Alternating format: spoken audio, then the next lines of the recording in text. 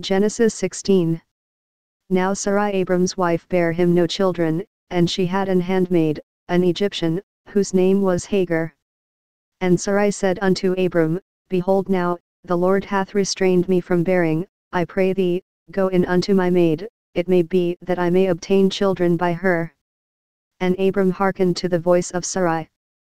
And Sarai Abram's wife took Hagar her maid the Egyptian, after Abram had dwelt 10 years in the land of Canaan, and gave her to her husband Abram to be his wife.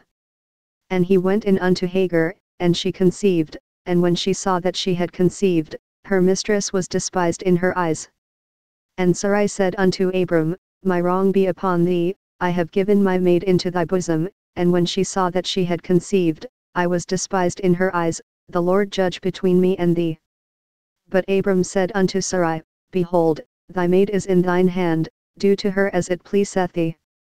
And when Sarai dealt hardly with her, she fled from her face. And the angel of the Lord found her by a fountain of water in the wilderness, by the fountain in the way to Shur. And he said, Hagar, Sarai's maid, whence camest thou? And whither wilt thou go?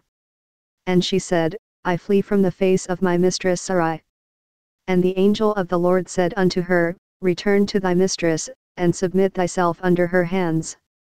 And the angel of the Lord said unto her, I will multiply thy seed exceedingly, that it shall not be numbered for multitude. And the angel of the Lord said unto her, Behold, thou art with child and shalt bear a son, and shalt call his name Ishmael, because the Lord hath heard thy affliction. And he will be a wild man, his hand will be against every man, and every man's hand against him, and he shall dwell in the presence of all his brethren.